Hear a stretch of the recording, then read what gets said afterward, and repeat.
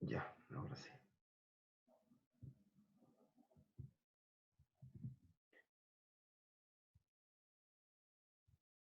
Ya. Con respecto a estos índices recurrentes, hay algunos otros tópicos, por ejemplo, hablamos del rendimiento. Ese rendimiento de máquina se realiza cuando hay una relación, ¿ya? Entre la producción por hora y los costos de posesión de la máquina, ¿ya? Y está dado por la fórmula que aparece abajo, ¿ya? Y está como se marca como el costo más bajo por tonelada, es el costo más bajo posible, o la producción por hora más alta posible, ¿ya? O sea, producir lo más que pueda al menor valor posible, ¿ya?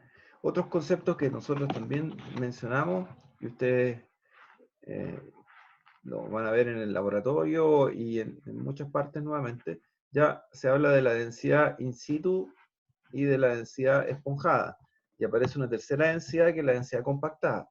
Entonces, y aquí les voy a dar los casos de ejemplo. Cuando ustedes calculan el tonelaje que quieren sacar desde un banco, ustedes lo hacen con la densidad in situ, ¿ya? O sea, sacan los metros cúbicos y simplemente después multiplican por la densidad del elemento que se encuentra en promedio al interior de ese banco, ¿ya? Una vez que ese banco fue tronado, o sea, fue expuesto a una tronadura, a todo el proceso, ya el material queda disgregado y depende del tipo de tronadura, o sea, o del factor de esponjamiento, que va a ser el valor de esa densidad esponjada. Ahora, hay una tercera. ¿Y cuál es la tercera? Y que generalmente se ocupa en la construcción de caminos, que corresponde a que ustedes tienen un material eh, originalmente tronado o roca de un cierto tamaño, ya la llevan a un chancador, ese chancador se extrae material con una granulometría determinada y eso se ocupa como elemento de compactación o elemento no, la palabra no es compactación, elemento de creación de caminos mineros. Luego ese material que está dispuesto ahí se compacta, ¿ya? Y aparece una densidad que se llama compactada. Entonces, donde también más se puede ver en las pilas de lixiviación, ¿ya? Entonces, hay un concepto relevante que decimos que la densidad in situ es mayor que la densidad compactada y la densidad compactada es mayor que la densidad esponjada. Ese es como eh, los tres ejemplos que uno podría llegar a tomar. Ahora, una pregunta para que a lo mejor si alguien la puede responder. Cuando se habla de densidad compactada, ¿ya? Y estamos trabajando en minería, sobre todo en la parte de levantar pilas, cuál piensan ustedes que es el mayor problema operacionalmente?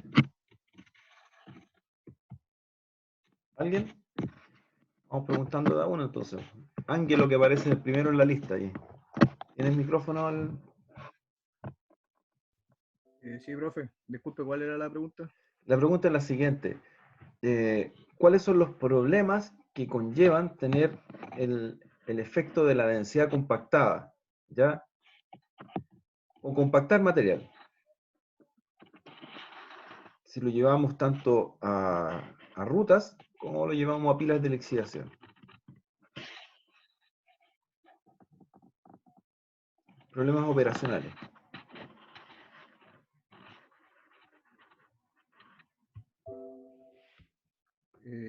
No sé, profe. Ya. Richard, que aparece después, segundo en la pantalla. Ahí voy sacando de uno para abajo. No sé, estaba pensando que me imagino que esa densidad compactada no es ¿Sí? natural, por lo tanto hay que producirla, o sea, hay que gastar Sí, energía para que se compacte, me imagino. totalmente de acuerdo, sí. Es así. O sea, teníamos la densidad in situ que fue tronada, quedó como material suelto, ya, y ese material suelto después fue llevado a un chancador nuevamente, y luego tomamos ese material y lo llevamos a un cierto lugar y lo compactamos. Pero, ¿cuál podría a ti llamarte la atención como un problema operacional de esa densidad compactada? Que es muy relevante en algunos casos.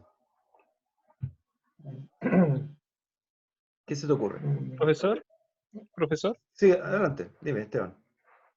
eso no tiene que ver con que comience a comportarse más como un sólido cuando se compacta. Tiene algo que ver, ¿ya? Pero no va a apuntar ahí la respuesta. ¿Ya? Pero si tiene, cuando te lo diga, va a entender. No lo sé, profesor, me imagino que tiene que ver con el transporte, pero no se me ocurre. Ya, mire, hay un concepto muy importante, ya, que ojalá lo tengan presente de aquí y para siempre, ya, que significa que cuando yo transporto una roca desde un punto a otro, ya tiene un cierto costo, pero el remanejo de material, el transportar dos veces la roca, o sea, la transporto de un punto a otro y desde ese punto la vuelvo a transportar, ya el costo se incrementa. Entonces, el remanejo material es muy caro con respecto al manejo de material unitario, principal. Esa es una cosa. Y la segunda cosa está que cuando hablamos de un sistema de compactación, significa que todo va a depender de el mineral que esté compactando, ¿ya? O la roca que se esté compactando. Por ejemplo, ¿qué ocurriría, Ana, que tú vienes abajo en la lista, ¿ya? ¿Qué ocurriría si la cantidad de minerales que estamos trabajando para usar esta compactación tiene mucha presencia de silicato, filosilicato, como sea? Yo creo que ya pasaron geología o mineralogía en ese momento. ¿Perderían su propiedad, yo creo? Como en Eh, este caso. sí, pero hay una cosa más relevante a eso, ¿ya? Cuando se habla de ese tipo de elementos, ya se produce... han escuchado hablar de la arcilla, ¿cierto? Ya, cuando Sí. tengo presencia de arcilla, silicato, filosilicato o otro tipo, ya, en un mineral, ya, y este mineral lo chanqué y lo vuelvo y lo compacto, ya, ¿qué imaginan que se va a producir al interior? Richard, ¿qué podría ser? Al interior del O sea, mineral, o sea, que como es arcilloso, sí, me imagino que puede ser como, no sé, una pulpa, no sé, algo ya, que no se compacte tanto, o sea, no sea tan sólido, me imagino. ya, pero piensa, mira, si nosotros tenemos el concepto de que, más fácil todavía, ¿tú sabes cómo se hace la greda? Con barro Un barro, ¿y ese barro qué tipo es? y agua con tierra. Sí, ya, pero ¿qué grasa tiene ese barro que se está formando? Ah, Tiene, claro, viene de como la arcilla o cosas tiene así. alta presencia de arcilla, ¿ya? ¿Y qué pasa cuando se te forma ese barro o esta greda? Imagínate en un camino o imagínate Claro, en una pila de lixiviación. claro, no es difícil transitar por ahí. Perfecto, ¿ya? Entonces, vamos a suponer que fuera en el camino. Si yo coloco material arcilloso en un camino, ¿ya? ¿Qué va a pasar si llueve? El camino va a morir. Se va a formar una lama que va a impedir que el agua se penetre, entonces va a patinar o o se van a producir diferentes dificultades, ¿ya? Porque, tal como alguien dijo por ahí, estamos trabajando entre sólido y líquido, una cosa, una mezcla, ¿ya? Y ocurre lo mismo en el proceso de las pilas de lixiviación. Cuando yo lo que quiero hacer en una pila de lixiviación es crear un cerrito, este cerrito lo vamos a regar con algún tipo de ácido, pero si hay presencia de arcilla, ¿qué es lo que va a producir la arcilla? La arcilla va a producir, primero, que se va a comer el ácido, y segundo, que se van a producir diferentes capas, ¿ya? Y las capas, o sea, va a tener roca, una capa de arcilla y roca encima. Entonces, ¿qué va a pasar con la arcilla? Va a producir un plano de debilidad. Entonces, si eso lo llevamos a camino, ya pasa exactamente lo mismo. Estamos hablando que el espesor de un camino, vamos a ir bajando. A ver, un segundito. Don Diego Schulz, ¿cuánto debería ser el espesor de un camino? Ustedes ya que están haciendo el laboratorio.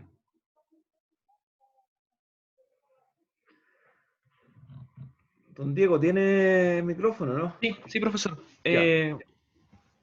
Sobre 2 metros, ¿no? Un rango entre 5 y 2 metros de espesor. Entre 5 y 2 metros, el espesor de un camino. Claro, o sea, considerando que debe tener una carpeta, que es el contacto directo que tiene el neumático ¿Correcto? ¿Sí? con la tierra, y la subcarpeta que debería llevar. Ya. Mira, específicamente cuando uno trabaja con las CBR, hay un índice que se llama CBR que se llama California Bureau, no me acuerdo el otro, pero CBR, ¿ya? Generalmente uno hace los cálculos y podrían llegar como máximo cercano a los 2 metros, ¿ya? Como máximo, ¿ya? ¿Qué ocurre en la minería en la actualidad? Yo creo que con suerte llegan a los 50, 60 centímetros, con suerte, ¿ya? A lo mejor en 1 metro en algunos momentos, ¿ya? Pero entonces, supongamos que ese metro que tú estás poniendo de material granulométrico de distintas capas, etcétera, ¿ya? Al tener la presencia de arcilla, se produce un efecto como si tuvieran una pequeña falla al interior, ¿ya? Entonces, y supuestamente esos caminos ustedes, si están en minería, en minería importante, esos se están regando en forma permanente. Entonces, idealmente que la roca que se esté poniendo como carpeta robado no tenga la presencia de arcilla, ¿ya? Entonces, de ahí venía el mensaje que yo les mencioné acerca del mineral compactado. Profe, con respecto al tema de la densidad compactada, Sí. la densidad compactada como tal, como su definición lo dice, debería tener una presión para que esto se mantenga compacto. Pero Sí, definir una densidad de un material compacto no es una cuestión como fácil. exacta en todos los puntos, debe No. ser como una especie de promedio, ¿no? Es estándar. Lo que pasa es que existen unos equipos que se llaman rodillos compactadores, que cuando se está haciendo el camino, ¿ya? Yo creo que se ve más bien en carretera, que ustedes cuando van camino, por ejemplo, los que no usan la ruta 78, ya, que hace tiempo no se puede usar, pero los que están ensanchando la ruta que va a San Antonio, y esa ruta que va a San Antonio, ya, al centro le tiran un material y después pasa un rodillo compactador que lo va aplanando, ¿ya? Ahora, eso mismo ocurre en minería, ¿ya? Donde pasan una capa y pasa un rodillo y lo compacta. Ahora, tal como dices tú, eso es un promedio. ¿Y cómo se sacan los promedios? Sacando promedios. O sea, hacen testigos por ciertos lugares y sacan los promedios. Ahora, no se da el caso de la minería de que estén sacando promedios, sino que se establecen alturas, ¿ya? Y con esas alturas ustedes sacan esas cubicaciones o compactaciones, ¿ya? ¿Se entiende hasta ahora, cierto? Sí, No, gracias. no está para nada complicado, ¿ya? Entonces, tal como se lo mencioné, ya nosotros, ¿qué es lo que debemos hacer? Es establecer producciones. Entonces, ¿y cómo vamos a establecer producciones? Y aquí una parte clave que generalmente también se consulta en las pruebas, ¿ya? En que ustedes primero determinan la cantidad de tonelaje que yo quiero remover. ¿Ya? Primero los metros cúbicos. O sea, tengo una altura de banco, tengo un largo de banco y tengo una profundidad. Ojo, la profundidad en un banco, ¿hacia dónde se mide, muchachos? A ver, ¿con quién iba? Sofía. ¿Hacia dónde se mide la profundidad en un banco? ¿Tiene el micrófono, Sofía? Si no, por el chat.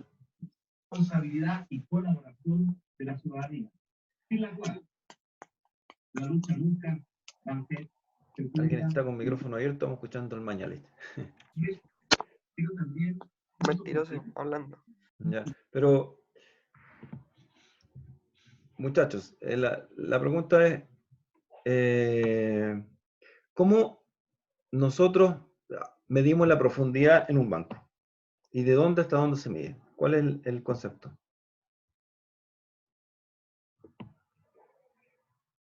Sebastián. ¿Sebastián tiene micrófono? ¿O está grabando la clase, no? Sebastián. ¿Cuál Sebastián? Yo Sebastián lo... Rivadeneira. Hay dos Sebastián en el curso de... Ya, bro, estábamos esperando cuál de los dos Sebastián. por No, eso. no sabría decirlo. Le diría que desde superficie hasta el banco que le sigue hacia abajo. Pero efectivamente no. ¿Ya? La profundidad en un rajo se mide hacia atrás. ¿Ya? La profundidad, si uno habla de profundidad, no es que yo véalo en 3 dimensiones. ¿Ya? Yo le dije la altura del banco, le dije el largo del banco, ¿ya? Y el largo se mide, estamos hablando de si tenemos un rectángulo, ¿ya? El rectángulo, los catetos más cortos serían la altura del banco, el cateto más largo, perdón, el trazo más largo sería el ancho, ¿ya? Pero la profundidad se mide hacia atrás, ¿ya? Entonces, ténganlo presente cuando dicen, quiero tener una profundidad del banco de 300 metros, ¿ya? No es que vayan a tener 300 metros hacia abajo, sino que van a tener 300 metros hacia atrás, ¿ya? Y eso ténganlo presente, ¿ya? Es una jerga que nosotros usamos en minería. Profe, en ese caso la perspectiva es lateral, ¿cierto? Del banco. Para ver Exactamente. hacia el fondo, ¿cierto? Sí, Ah, ya. sí. A ver, perspectiva. Mira, les voy a mostrar una fotito. Voy a avanzar un poquito, les voy a mostrar una foto y ahí va a quedar más claro. A ver, voy a avanzar un poco porque tengo la foto para acá. Ya. En la foto se ve clarito. Ya. La altura del banco la voy a marcar, por ejemplo, donde se ven unas palas, la pala 2 y la pala 3, ¿cierto? ¿Ya? Y la altura del banco está dada en ese momento a donde están ubicadas las palas. Eso se entiende, todo como claro, ¿ya? El largo del banco está marcado por una línea blanca que aparece al sector del medio. ¿Se nota, no? Sí, profe. Ya. Y la profundidad sería hacia atrás. O sea, es cuánto la pala avanzó desde el borde hacia adentro. ¿Ya? Y generalmente uno habla de profundidad en expansiones cuando le está diciendo quiero una profundidad de 50 metros. Ya no es que voy a bajar 50 metros hacia abajo, sino que voy a moverme 50 metros hacia atrás. ¿Ya? Acuérdense que los rajos se trabajan desde la parte superior hacia la inferior. ¿Ya? Si yo quiero empezar a explotar acá abajo, primero tengo que explotar acá arriba. ¿Ya? Entonces, hay otro concepto que yo no sé, no me acuerdo si se los dije o no, que se llama mineral a la vista. Bastián, ¿te acuerdas de ese concepto? ¿De mineral a la vista? no, profe. Ya. Fijémonos voy a explicarlo todo con esta figura. El mineral a la vista significa que yo tengo material tronado, como aparece acá, fíjense que acá este material está tronado, ¿ya? Y está disponible para ser trabajable. O sea, puede haber cualquier evento dentro de la faena minera y yo meto la pala y empiezo a sacar mineral, de inmediato, ¿ya? Y generalmente cuando se trabaja en el mediano y en el largo plazo, se habla de 6 meses de mineral a la vista. Puede pasar cualquier eventualidad dentro de la faena minera, ¿ya? pero yo tengo la posibilidad de llegar e ir a sacar mineral. Ahora, ¿cuál es el punto? Si yo quiero sacar mineral acá abajo, necesariamente tengo que sacar el estéril que está acá arriba, ¿ya? Entonces, de ahí viene la relación estéril-mineral. Cuando tengo que el bloque completo es mineral, ideal, pero cuando no, entonces, el concepto primero es, yo puedo tener camiones y equipos de carga y transporte ya trabajando solamente en mineral. Ahora, ¿qué es lo que paga una faena minera? No paga la faena minera de que yo esté sacando el estéril.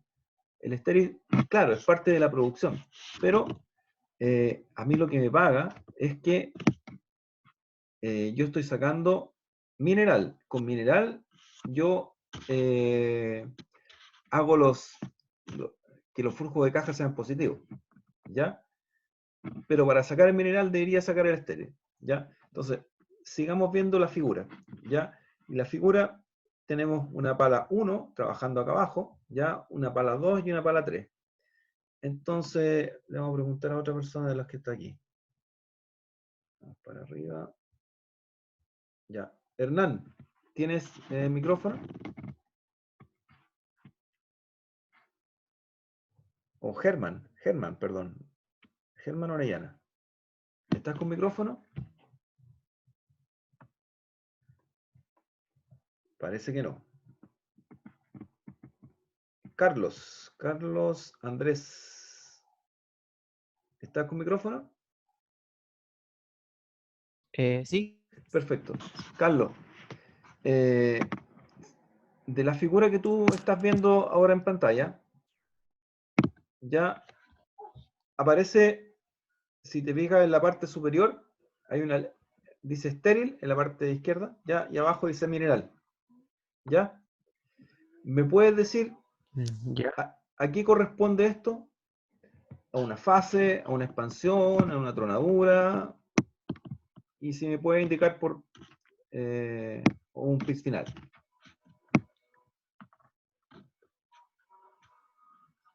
Yo creo que correspondería a una expansión,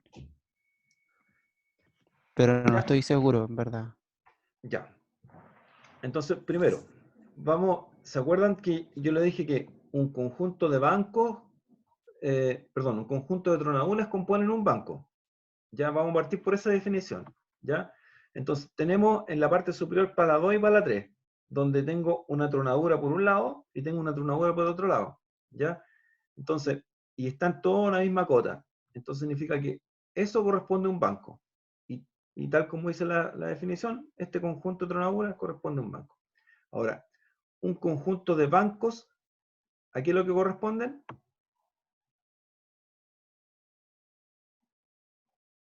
Germán, tú mismo, o Carlos.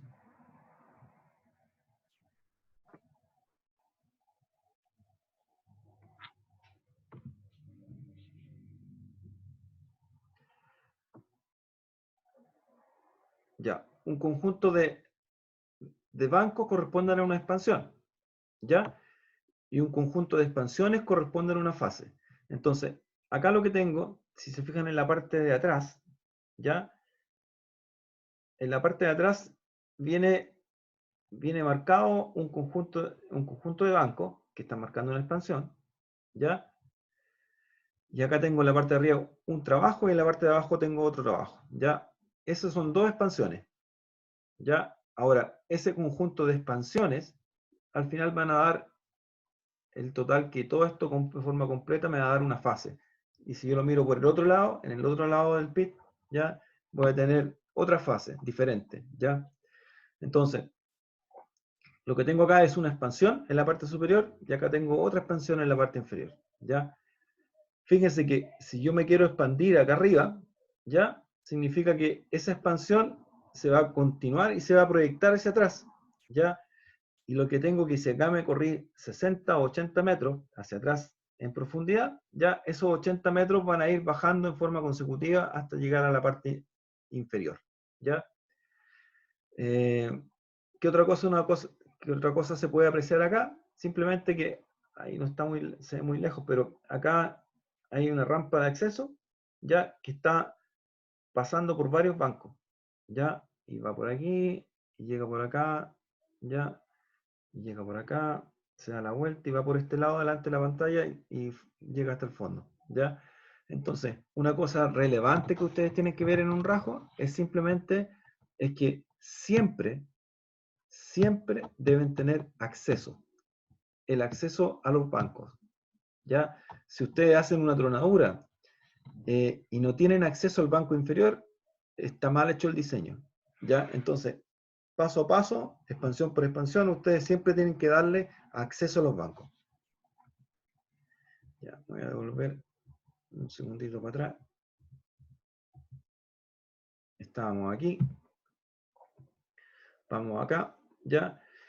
Y esto es sumamente sencillo porque aparecen algunos datos ya muy relevantes que cuando hablamos de equipos de carguío, el equipo de carguío es el equipo fundamental para establecer la producción en una minera. Y les doy el ejemplo. Si ustedes tienen que sacar 1 millón de toneladas en el año, ¿ya? ¿Qué es lo que debo hacer? Debo dividir ese 1 millón de toneladas, lo voy a dividir en 12, ¿ya? Voy a poner 1.200.000 para hacerlo más fácil, ¿ya? 1.200.000 toneladas, lo que me queda que tengo que sacar 100.000 toneladas mensuales, ¿ya? Y esas 100.000 toneladas mensuales, luego las divido por el número de días que se van a trabajar en ese mes, ¿ya? Y me va a dar el total de toneladas por día que debo mover. Y esas toneladas por día que uno debe mover, debería ser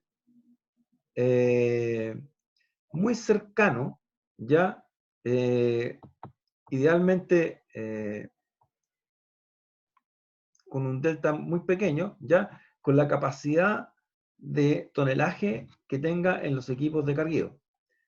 Y como contraejemplo está que si yo no tengo esa capacidad para mover ese tonelaje diario, ya es imposible que yo cumpla con el tonelaje final, ¿ya? Entonces, eso es muy relevante, ¿ya? Entonces, hay otro concepto que se ocupa, pero es muy pequeño, ¿ya? Bueno, aquí aparece el nombre de la dilatación o esponjamiento, ese es el concepto, ¿ya? Vamos a avanzar un poquito y aparece otro punto clave que se llama el factor de llenado. El factor de llenado es un elemento, y tal como dice el nombre, es un número adimensional que se multiplica sobre el cálculo de las capacidades de los equipos. ¿Y cómo se los voy a poner en un ejemplo? Cuando tenemos una capacidad de pala, esa capacidad de pala ya está determinada por los metros cúbicos que tenga la pala, multiplicado por la densidad, ya, eso me va a dar la pala en tonelaje, y eso lo voy a multiplicar por un factor de llenado. Y ese factor de llenado va a ser la apreciación que uno tenga sobre ese tonelaje, ya expresado más bien en volumen, ¿ya? ¿Se entendió la definición que dije en forma oral? ¿Puede repetirlo, profesor, por favor? Ya. Si tienen ahí lápices, lo pueden ir anotando, ¿ya? La capacidad de una pala va a estar dado por los metros cúbicos que tenga esa pala, ¿ya? Si la pala original me la entregan en yardas cúbicas, la multiplico por 0,76 y la voy a dejar en metros cúbicos. Hasta ahí estamos claros, ¿cierto? Y eso lo voy a multiplicar por la densidad esponjada del elemento mineral que estoy sacando, ¿ya? Al multiplicar metros cúbicos por densidad esponjada, ¿qué es lo que obtenemos? Obtenemos tonelaje, ¿ya? Porque, perfecto. Entonces, y a ese número total que ustedes obtuvieron, ¿ya? Lo multiplican por el factor de llenado. ¿Y qué es lo que es el factor de llenado? El factor de llenado es una expresión que me va a aumentar o disminuir el valor real del tonelaje que estoy cargando en un equipo de carguío. ¿Ya? ¿Por qué digo aumentar o disminuir? Porque depende del equipo, va a depender del factor de llenado. Generalmente, las palas de cable, por el concepto que se tiene de cargar desde abajo hacia arriba, ya desde el fondo desde el fondo o el piso del banco hacia la parte superior, ya generalmente tienen un factor de llenado de 1 o superior a 1, ¿ya? Pero a veces, en el caso que tuviera cargadores frontales, esos cargadores frontales toman el mineral, no llenan el cucharón en forma completa y lo van a descargar. Y los factores de llenado bordean el 0,87, 90, por ahí anda, ¿ya? ¿Profe? Tiene. ¿El factor de llenado está dado por catálogo o nosotros le ponemos el factor dependiendo del rendimiento que queremos obtener? Generalmente no está dado por catálogo, está dado por la operación, ¿ya? Ah, ya. El factor de llenado, si la operación es buena, pucha, van a andar factores de llenado altos, ¿ya? Pero si no está buena, entonces no es que llegar y poner, ¿ya? Está dada por la operación, ¿ya? Pero en ese caso, si el factor de llenado es más alto, ¿la calidad del equipo no se va perdiendo más rápido? Esa es cosa relevante, ¿ya? Pero estamos hablando de que el factor de llenado de una pala, de cable, ¿ya? Tiene un tope. No va a cargar más de lo que debe cargar, ¿ya? O sea, cuando el cucharón viene con una especie de cucurucha en la parte superior, ya significa que está con el factor de llenado sobre y tiene un máximo, y eso está todo medido. El punto está que este factor de llenado yo lo puedo llevar a camiones. Y ahí sí es que es válido la respuesta que me estás tú dando en este momento. Ah, ya. Entonces, Profesor, dime. ¿el porcentaje de llenado cuándo es óptimo? ¿El factor de llenado o el porcentaje de llenado, factor de O llenado? sea, Cuando es el 100. factor. Cuando es 100. Pero, ¿Y en qué permiso, rango se considera aceptable? cercano al 100. 97, 98, 99. Ya, esto para palas de hidráulica, pero por el caso de las palas de cable, generalmente estás del 100 y sobre el 100. ¿Por qué? Por la forma de cómo se carga la pala. ¿Ya? Entonces, todo está también en cómo uno carga.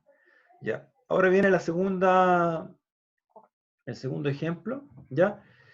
En que yo les conversé que todos los equipos en minería tienen ciclos. Estos ciclos parten de un punto y llegan al mismo punto, ¿ya? Para el caso de los equipos de carguío, generalmente estamos hablando que los ciclos son: cargo el mineral en la frente, ¿ya?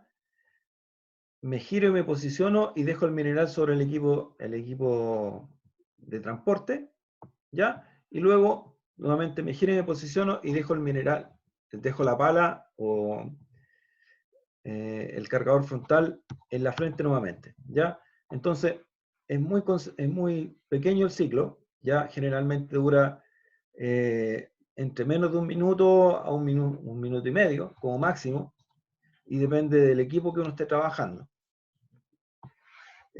Ahora, si yo multiplico el tiempo de ciclo de los equipos de carguío por el número de pases, me va a dar el tiempo de carguío de un camión. ¿Se entendió?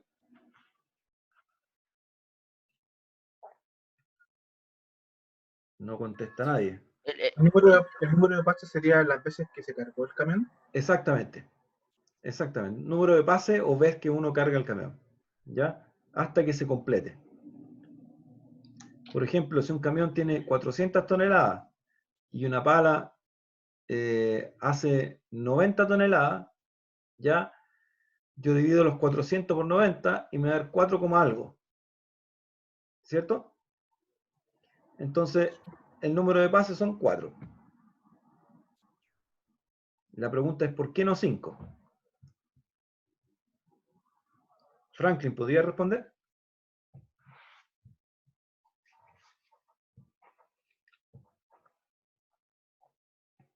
Profe, ¿podría preguntar de nuevo, por favor? Que no lo Mira, escuché bien. en forma fácil. Tenemos un camión que hace 400 toneladas, ¿ya? De capacidad. Y tengo una pala que hace 90 toneladas de capacidad. Y te pregunto a ti, ¿cuánto es el número de pases?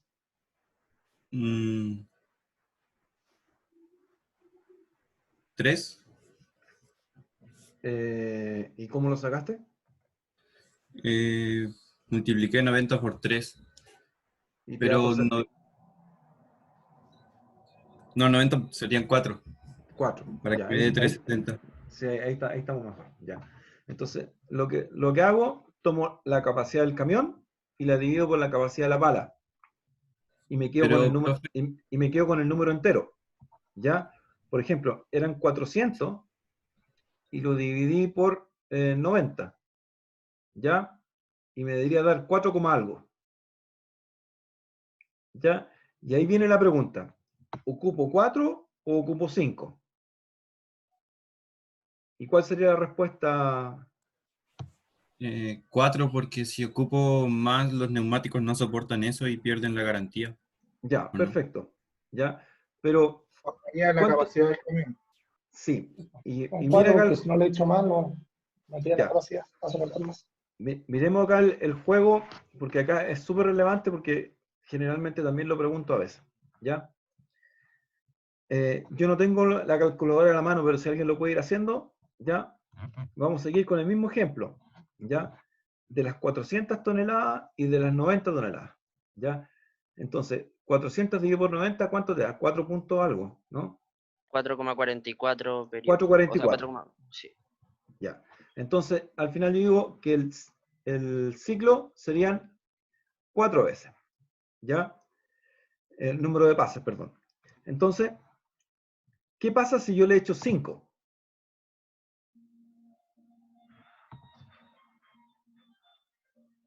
¿Qué pasa si yo le echo 5? Sí, se había quedado pegado. Disculpen. Ahí. ¿Qué pasa si yo le echo 5?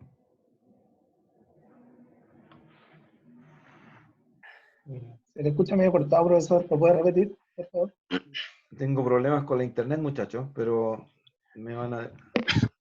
Ya. ¿Qué pasa si he hecho 5? ¿Me escuchan ahí o no? Sí, ahí sí. Sobrepasaría el tonelaje que el camión soporta. Ya. ¿Cuánto Es que sería? ¿En cuánto sobrepaso el camión? En 50 toneladas. 50 toneladas. En 50 toneladas, ¿cierto?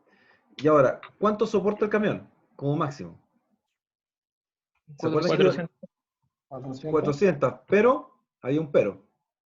El 20% que se puede hacer una vez por ciclo. ¿No era el 10? El 10%. 10%. O sea, una vez en el ciclo podría transportar 440, ¿ya? Pero si yo me paso, serían 450. Igual se pasa. Entonces, imposible, no se puede, ¿ya? O sea, a lo mejor podría pasar ni siquiera una vez, ¿ya? Entonces, esa es la forma de verificar el número de pases, si lo voy a hacer bien o lo voy a hacer mal, ¿ya? Ahora, piensen lo que ese número de pases lo van a usar en forma continua para calcular toda la flota, ¿ya? Y eso es lo importante. A lo mejor me puedo pasar una vez, ¿ya? Pero no en este caso, en otro caso. ¿Ya? ¿Se entendió? Sí, profesor, una consulta. Dime. En el caso de que hubiese un camión en el que sí se pudiese llevar un 10% extra, para el cálculo de la flota, ¿cómo sería? Ya. Generalmente tú vas a llevar el 10% extra una sola vez. Entonces tú sí, en este caso me voy a pasar una sola vez, ¿ya? Pero yo tengo que sacar la flota completa que la va a sacar por el turno completo. Entonces, el número de pases no lo puedo hacer estándar para pasarme una sola vez, una vez siempre. No sé si se entiende. Ya tengo que hacer el estándar para que esto esté trabajando bien. Ahora, ¿cuál es el punto? Que generalmente los camiones se cargan entre 3 y 5 pases. Ese es el estándar, ¿ya? Más cercano a 3. Cuando estoy hablando de 5 veces, ya estoy haciendo medio ineficiente el sistema. ¿Por qué? Porque yo lo que tengo que hacer es que cargo 1 minuto y medio, ya, para que, a ver, estamos hablando de 3 veces, si yo tengo todo el tiempo cargando el equipo, ya, pero no se está transportando nada, ¿qué material me está llegando al otro lado? Nada. Entonces lo que yo tengo que es compatibilizar los tiempos de carguío con los tiempos de transporte, ¿ya? Hay un poquito más acá adelante en la presentación, se los voy a, hay un índice que se llama Match Factor, ¿ya? O factor de acoplamiento que entabla la relación que debe tener los equipos de carguío con los equipos de transporte, ¿ya? Ya, pero antes de eso vamos a seguir acá. Hoy, muchachos, cuando tenga, en este momento estoy en un lugar donde están como 5 equipos trabajando, entonces por eso se me puede dar el problema de que no haya señal, ¿ya? Así que les pido mis disculpas, ¿ya? Ya, acá hay unas fórmulas de cálculo de producción, ya. Aquí la producción está entregada por el número de metros cúbicos que se hace, y la densidad, el tonelaje que van a hacer en un banco, ¿ya? Y sobre los ciclos por hora. Esto lo vamos a ver con otras fórmulas un poquito más adelante que son más fáciles, ¿ya? De abordar. Aquí. Ya. Esta fórmula generalmente se ocupa, ya, para los cargadores frontales, ¿ya? Y habla de las producciones horarias y aparece una fórmula larga que aparece abajo, donde aparece la eficiencia, los factores, la altura del banco, el tiempo de ciclo, ¿ya? Ahí aparece todo lo que corresponde, ¿ya? Factor volumétrico, ¿ya? Y otros factores que se usan, pero cuando uno va a trabajar en el detalle, ¿ya? Ya. Y acá tenemos la foto anterior que ya se la habíamos mostrado, ¿ya? ¿Y qué voy a rescatar ahora nuevo de ello? ¿Ya? Elementos que son, que ya los vimos que son bien indispensables, ¿ya? Le voy a preguntar a Melissa, ¿estás con audio? Sí, profesor. Ya. Entonces, de esa foto que tiene ahí, ya, si yo te digo geométricamente, nómbrame 10 parámetros de esa foto que tú ves que yo ya lo he mencionado ya, pero nómbrame 10 parámetros que tú ves de esa foto. Geométricos, parámetros geométricos, de diseño, de un rajo. Como lo de la altura, todo eso. Ya, ahí, ya, altura del banco, 1. Ah, la altura del banco. La berma. Berma, ya, 2.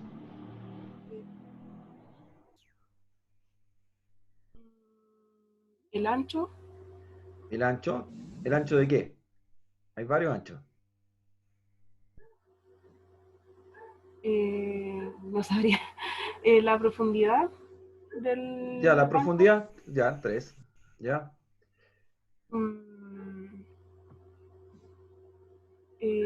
La longitud del banco, ahí está puesto, 4. La longitud. Ay, no sabía muy bien qué iba a decirle. Ya, ¿cómo se llama por donde transitan los camiones? La... La ruta por donde transitan los camiones. Ahí va subiendo un camión, se a lo lejos. Ya. Pero ¿cómo se llama la ruta donde transitan los camiones?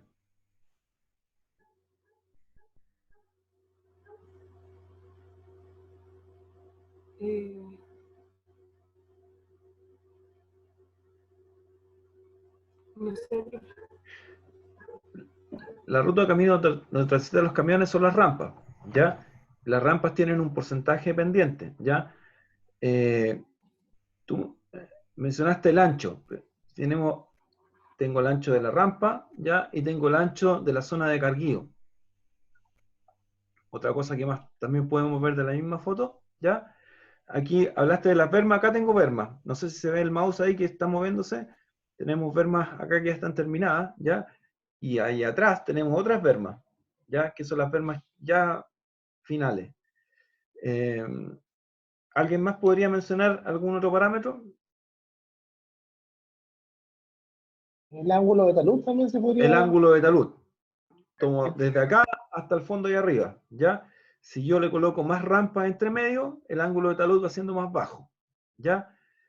Tengo el ángulo de cara de banco, ¿ya? Y tengo el ángulo interrampa. Por ejemplo, si hago un perfil en esta zona, hay un camión por allá y aquí pasa la rampa de nuevo y llego hasta acá abajo. Entonces, tengo el ángulo entre esa rampa y esta rampa, desde la pata a la pata, ¿ya? ¿Algún otro más para ya terminar con el punto? El bombeo de la rampa. El bombeo de la rampa. Sí, el peralte también en la esquina. Sí, no se me había ocurrido, pero ya, perfecto. ¿Algún otro? Ya. Fíjense acá, está puesto. Ya no está tanto en el diseño, pero está en la configuración mineralógica que tenga el rajo. Tengo estéril en la parte superior y mineral en la parte inferior. ¿Ya? Y acá el estéril se ve por colores. Si se fijan, el color más cafecito, ¿ya? Y acá tenemos el mineral en la parte más clara. Entonces, vamos ya a trabajar ya en detalle y tenemos que para el cálculo de productividad de las palas, nosotros primero necesitamos el primer dato y fundamental, la densidad de la roca, y esa densidad de la roca la vamos a necesitar tanto in situ como la densidad de la roca esponjada, ¿ya? Luego, vamos a necesitar el valor del factor de llenado, ¿ya? Y ese factor de llenado, mira, acá abajo está puesto que va desde 70% y puede llegar hasta un 110%, ¿ya? El 100 a 110 generalmente son las condiciones ideales de fragmentación o cuando estoy trabajando con una pala de cable, ¿ya? Y un 70% generalmente cuando estoy trabajando con camiones con cargadores frontales, ¿ya? El segundo punto que ya lo mencioné anteriormente, habla del ciclo de la excavadora o el tiempo de ciclo, ¿ya? Y esto también conlleva a datos que uno va a tener que establecer, que habla de las disponibilidades que me lo entregan los agentes de mantención y la utilización del equipo. Ya. Y acá empezamos ya a dimensionar flota, ¿ya? Y aparece la formulita del factor de acoplamiento o match factor, ¿ya? ¿Y cómo se calcula ese factor de acoplamiento que es muy importante? Ideal que ese número sea 1, ¿ya? Si el número es mayor que 1, me va a indicar una cosa, y si el número es menor que 1, me va a indicar otra cosa. Entonces, ¿y cómo se hace que ese número sea 1? Primero, digo que el número total de camiones, o sea, el match factor se calcula dividiendo el tiempo de ciclo total del camión dice y ahí, entre trasladarse y cargar, el tiempo de carga y descargar, por el tiempo de carga, transporte entre las cargas, ¿ya? Y si uno lo aplica en fórmula, habla que el número total de camiones por el ciclo de carga del camión, o sea, el tiempo de ciclo por el número de camiones, va a ser igual al, perdón, el tiempo de ciclo de carga del camión, y abajo por el número total de equipos de cargueo, que en este caso generalmente es 1, ¿ya? Por el tiempo de ciclo del camión, ¿ya? ¿Se entiende?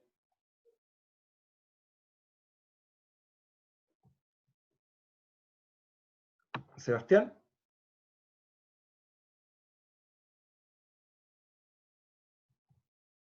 ¿Cuál de los dos? El factor de complemento. No, pero me preguntaba cuál de los dos Sebastián le Ah, estaba de veras que hay 2 Sebastianes. Ya, el SS. yo. El Sí, es que estaba analizando la fórmula para ver o sea, a qué correspondía cada una. Pero Mira, sí, ya, perfecto.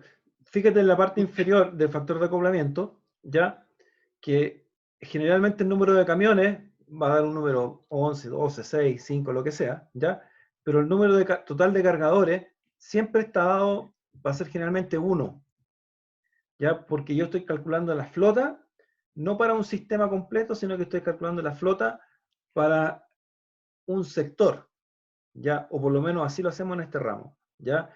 O sea, calculamos la flota para los equipos que mueven mineral, calculamos la flota para los equipos que mueven estéril, y calculamos la flota para los equipos que mueven mineral de alta ley, que va a otro lugar. Entonces, para un sector yo voy a tener un factor de acoplamiento, ¿ya? Ahora, ¿cuándo esto se podría combinar? Cuando tenemos un sistema de despacho. Si hay un sistema de despacho, vamos a tener 2 o 3 camiones, o sea, 2 o 3 equipos de cargadores que van a estar o palas, llamémoslo así, ¿ya? Y va a haber un número mayor de camiones y tenemos que tender a que este número sea igual a 1, ¿ya? Y acá hay un ejercicio, ¿ya? Pero antes de eso voy a mostrarles un pequeño videito para y con los comentarios que lo tengo acá. A ver. Compartir pantalla.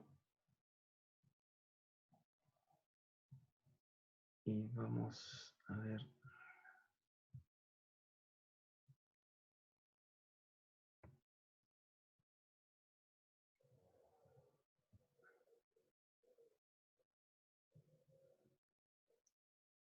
Ya. Un segundo. Me pasa esto.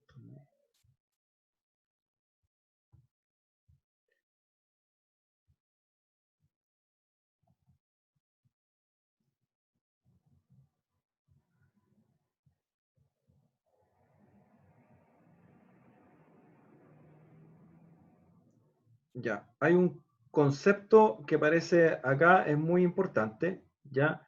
Es la posición que tenga la pala con respecto al camión, ¿ya?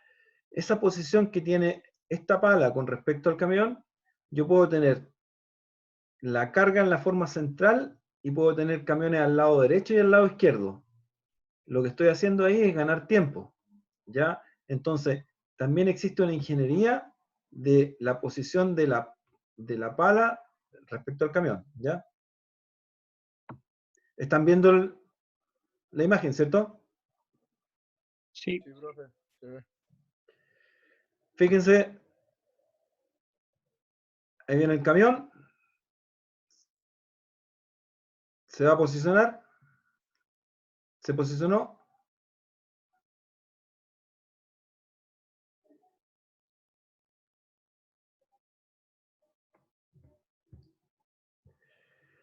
esos numeritos que aparecen acá, el 1, el 2 y el 3, ya corresponden al número de pases que tiene la pala con respecto al camión. Y de dónde debería sacarlo la persona que maneja la pala para hacer un ideal trabajo entre la pala y el camión. Se fijan que esta es una pala de cable porque tiene un cablecito eléctrico que está saliendo desde la parte de atrás, ¿ya?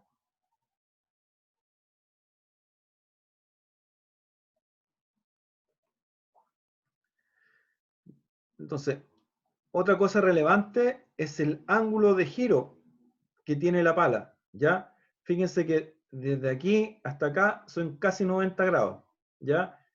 Aquí saco una menor cantidad y acá saco otra mayor cantidad. Entonces, si yo estuviera sacando los tres desde este sector de donde está el 1, ¿ya? Tendría 3 giros de 90 grados. Y para allá y para acá, ¿ya?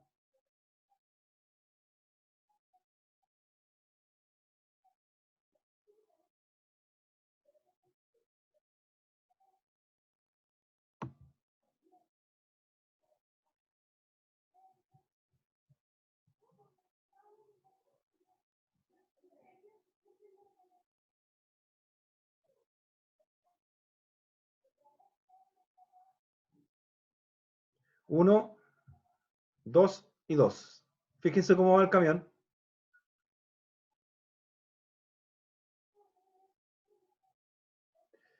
Se va a posicionar.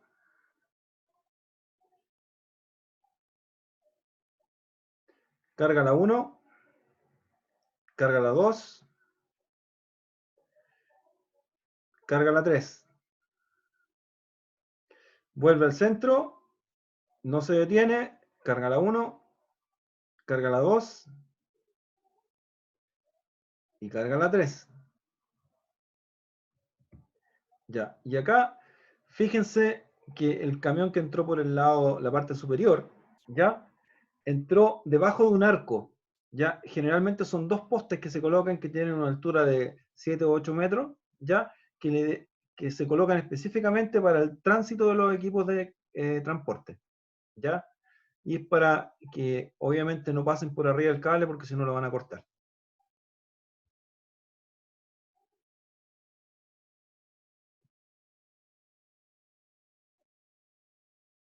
Entonces, tenemos la primera modalidad que carga en un solo lado y tenemos la segunda modalidad que la acaban de ver que carga en ambos lados. Entonces, hay otra cosa importante. Esta pala, a medida que va cargando, se tiene que ir moviendo. Fíjense. Bueno, aquí viene la nueva zona de carga.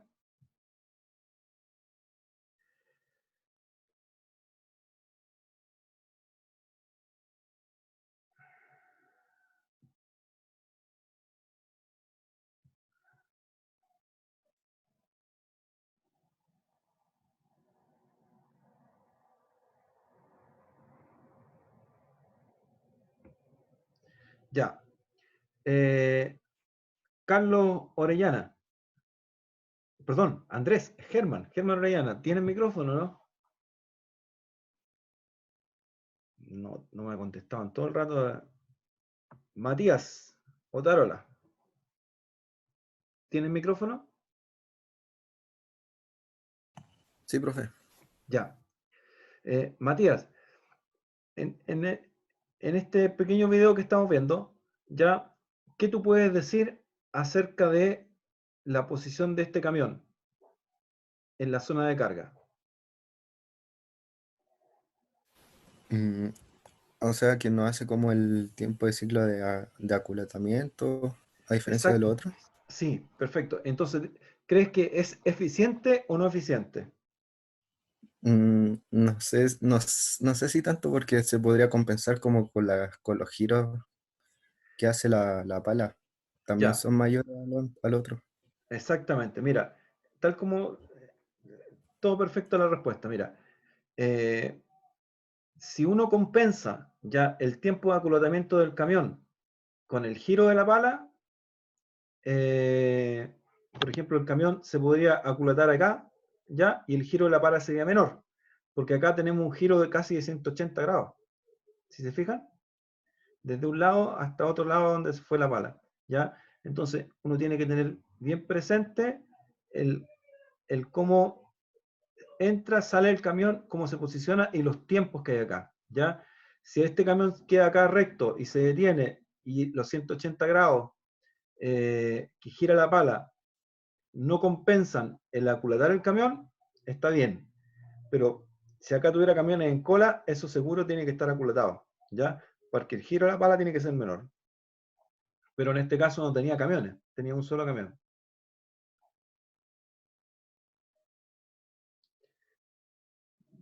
Profe, en ese caso el tiempo del giro de la pala se puede calcular con antelación para ver si es, o sea, es más recomendado aculatar el camión o que la pala haga el giro completo.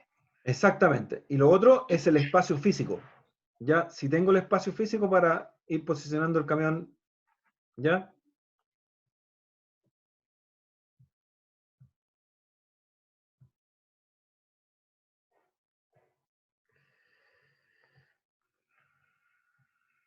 Ah, una cosa. Miren, ya.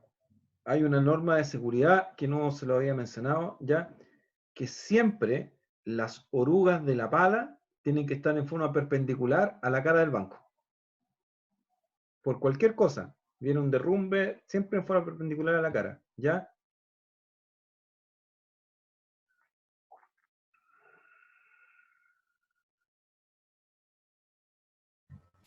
Profe, ¿puede repetir eso, por favor? Ya. Para hacer un trabajo más seguro, ¿ya? Siempre las orugas de la pala, ¿ya? Tienen que estar perpendicular a la cara del banco. ¿Ya? En este caso tengo el banco suelto que no está hacia atrás, sino que está hacia allá, porque yo avanzando por esta zona hacia allá. Entonces las orugas deberían estar en esta posición, ¿ya? O si estoy trabajando aquí, la oruga tiene que estar hacia allá, ¿ya? Pero siempre en forma perpendicular. Estamos hablando que tengo bancos de 16 metros de altura, ¿ya? Son edificios que son de 4 pisos, 5 pisos, no, más todavía, de 6 pisos de altura. Entonces, si hay un deslizamiento, ideal que el deslizamiento le pegue a la pala con la oruga de frente. No lateral porque si no la podría volcar. ¿Ya?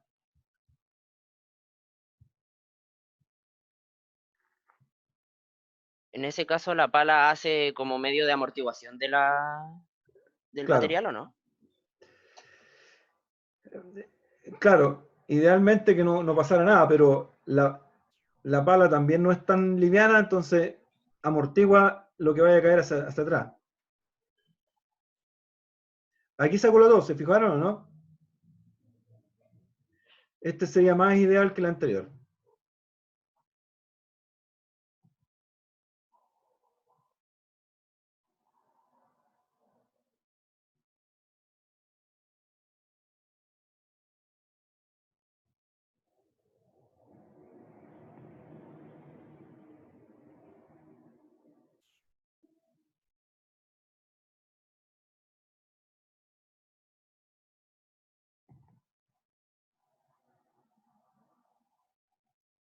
Esa es como la forma más eficiente de carga que veo. Claro. Porque igual el hecho de que se aculate justo cuando va girando hace que acorte Acorta el mucho más tramo de la... Claro. Entonces, por eso siempre hay un tiempo de aculatamiento. Ah, y lo otro, hay que siempre pensar y establecer que los tiempos de aculatamiento son en la zona de carga, principalmente, y también existen en la zona de descarga. ¿Ya? Cuando tengo una... o sea, de hecho, tiene que ser en la zona de descarga. ¿Ya? No existe una zona de descarga donde no se aculate un camión. Entonces, generalmente se toma el tiempo de aculatamiento en la zona de carga, pero se asume que en el tiempo de descarga, el tiempo de aculatamiento está escondido en la descarga. No sé si porque en la descarga, ¿qué es lo que hace el camión? Se posiciona y levanta la tolva y baja la tolva. ¿Cierto? Entonces, pero en ese posicionamiento, levantar y bajar la tolva, ¿ya? Porque en el catálogo aparece de levantar y bajar la tolva, ¿ya? Pero no aparece el valor del posicionamiento del camión en la zona de descarga, ¿ya? Siempre se tiene que dar, ¿ya? Aquí estamos hablando Pero de 30 en ese segundos. caso, profe, en ese caso está considerado ya dentro del total de descarga, ¿cierto? El aculatamiento que sí o sí se Mira, tiene que dar en la zona de descarga. Generalmente no se pone. ya, pero se debería. O sea, los ejercicios que hacemos nosotros, salvo que una cosa muy específica, yo lo voy a escribir, que, oye, piensen que la zona de descarga también hay un acotamiento, ¿ya? Pero normalmente está como oculto. Te hablan del tiempo de descarga, vale tanto, y ahí está metido todo. ¿Ya? Entonces, bueno, esa era una. Ahora les voy a mostrar el segundo. No, ese no. Ya. Acá. ¿Siguen viendo el video, no? Porque a veces me tengo que salir. Ya. Voy a entrar de nuevo. ¿Alguien tenía en el chat? Ah, no, tiene micrófono Germán. Ya. Bueno, no le puedo preguntar por ahí. Compartir pantalla.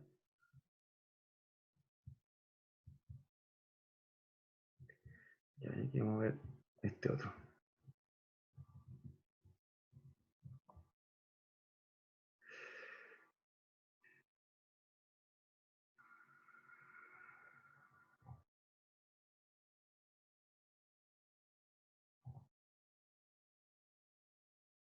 Están viendo Están viendo el video, ¿no? Sí, sí, Ya, sí. perfecto. Ya. Entonces,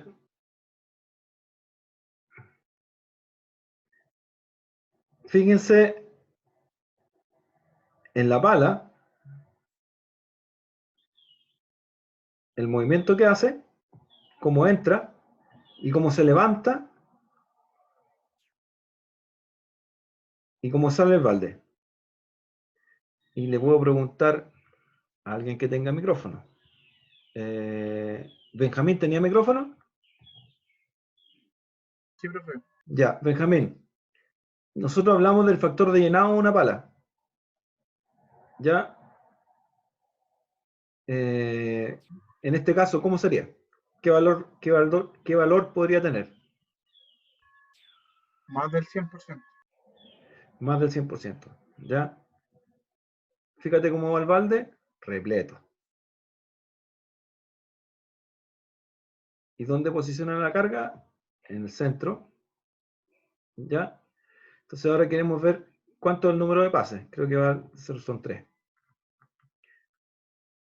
Nuevamente la pala se posiciona en la parte inferior. ¿Ya? Empuja, empuja. Llega un momento y empieza a levantar.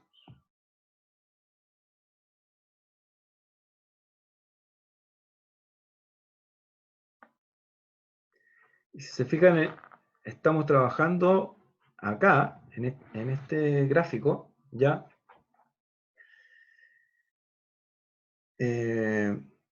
O sea, en esta, de ahí debería salir el camión. Una vez que la pala se posiciona al centro,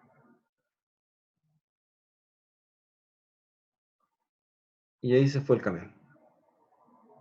Creo, no le va a hacer un cuarto pase. A ver.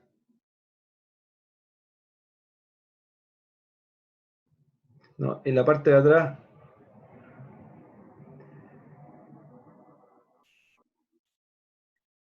¿Siguen viendo el video, cierto? Sí, profe. Ya.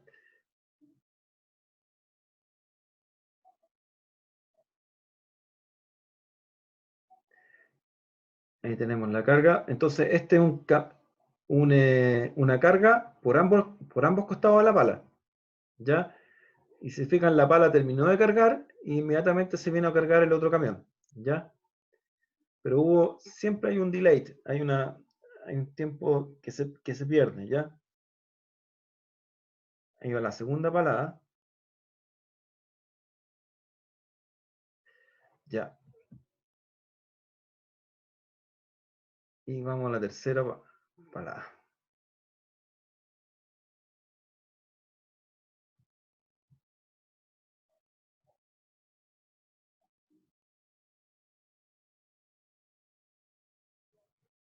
Fíjense, y tenemos un poquito más allá que uno,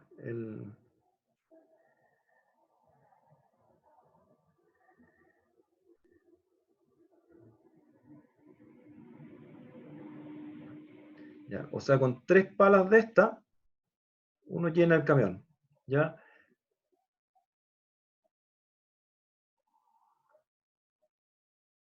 Y debería ya, está cargando, y fíjense por detrás se ven unos neumáticos. Ah, me extraño, va a serle 4. Profe, en ese caso no tendría que tener una cola de pato Claro que sí, pues mira, porque, el material se va a claro, caer. ahí se va a empezar a caer. Sí. Claro. De hecho, lo cargó con 4. No sé cuál es no sé qué equipo eran, ya que Caterpillar. Habría que sacarlo después. Pero generalmente son 3. ¿Ya? Y ahí empieza a cargar y detrás se ven ya estaba posicionado el camión en su lugar para ir a cargar.